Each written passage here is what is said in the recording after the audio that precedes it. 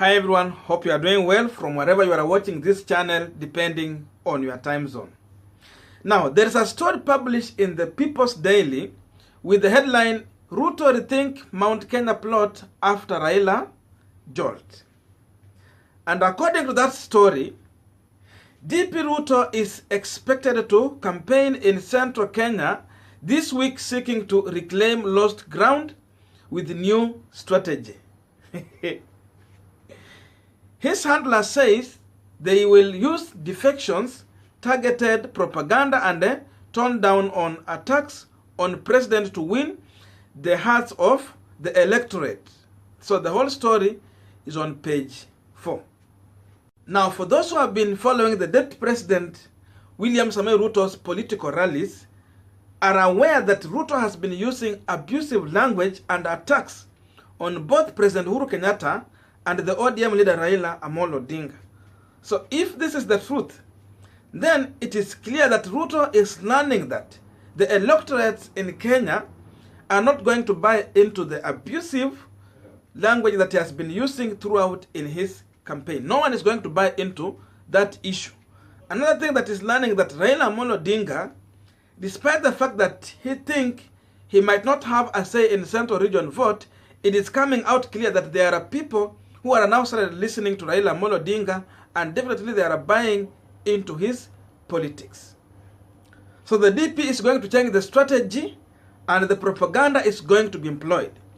But for me, I think that before the DP come out with his new propaganda, he should be telling Kenyans if he has changed his mind on the previous remark that he had on number one, the Luya community, the Sabaoti, the remarks were talking about the Teso communities and other communities within the country.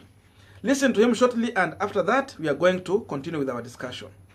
Who lived where? Whose land is ancestrally whose?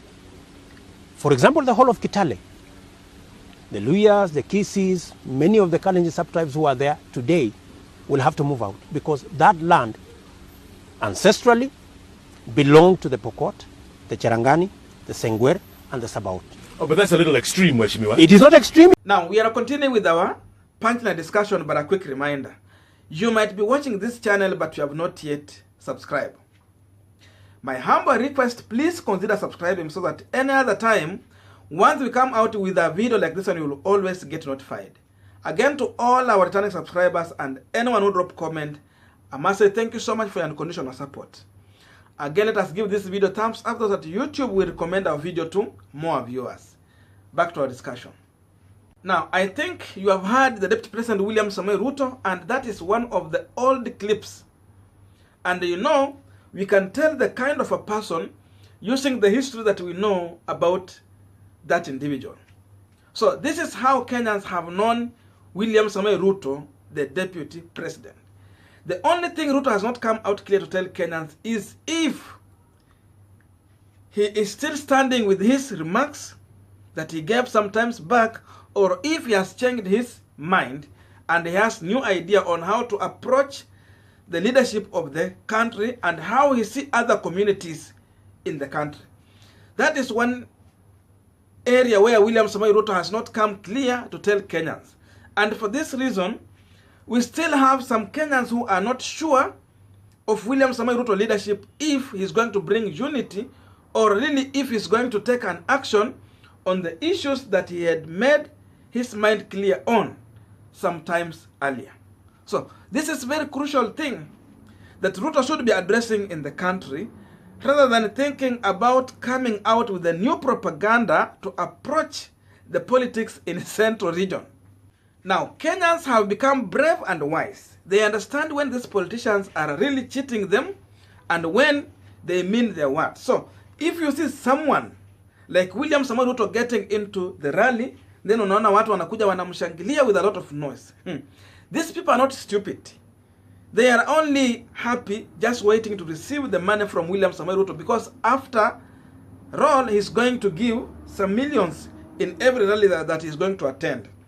So, hawa watu wanashabikia pesa and not the speeches from William Ruto. That's the truth.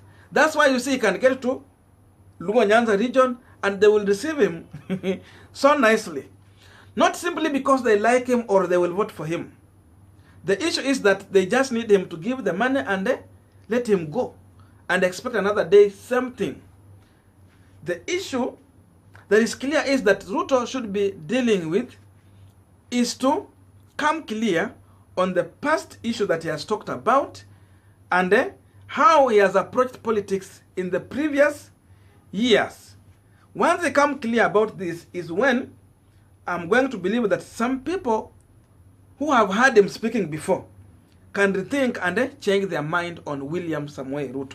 But if he's not going to address this issue, the people he was talking about in Surppot, the people he was talking about, the Luhya communities staying there and any other people who is residing from there, they will still think about him. How will he be the next president of the Republic of Kenya when he want to glorify ethnicity?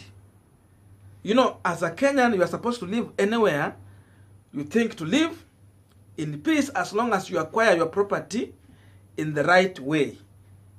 But someone who want to profile communities because of their origin areas where they have come from and their political stand might have a big problem taking over the leadership of the country, because these communities, after all, they cannot trust someone like that one.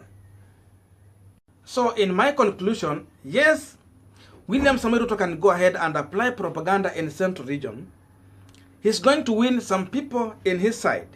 But again, he might not have 100% of Central Region, because even he has never embraced the issue to do with the multi-party. For him, he wants everyone in UDA. But we have all those other small political parties which want to go into a coalition, and Ruto is not ready for anything to do with coalition. So he might not have 100%, 80%, or even 70% of Central Region. That can reduce to 60%.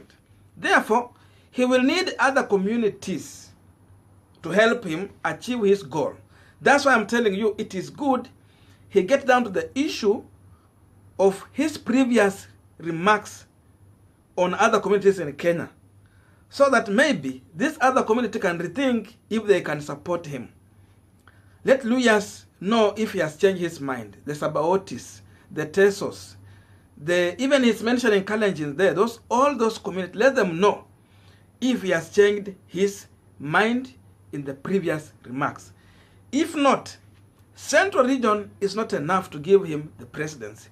And mark you, he will not get 100% from that region. So that alone tells you that William Samoei Ruto is headed to opposition, whether he apply propaganda or not. Whether he apply this propaganda he want to bring in or not, he's heading to opposition. And the worst thing is that he's clinching to the people, leaders who are still serving in elective positions. Central Region and other places in the country have history. It is not easy to vote in the leaders who are already in leadership position. Many people will always vote in new leadership. So for that reason, in as much Ruto is holding to elective leaders, that means that most of these people will be home in 2022. So he might not have even enough numbers in opposition. So let him rethink in his strategy rather than applying propaganda instead of selling real manifesto that he can implement when he gets to power. Now, that's my views, but I don't know your views. So let's get in the comment section. Drop your comment. You don't need necessarily to agree with me. You can disagree with me, but constructive. In that way, we'll be making this conversation more mature and of great help to other people. Thank you so much for listening to me up to this far. May good God bless you and see you in our next video.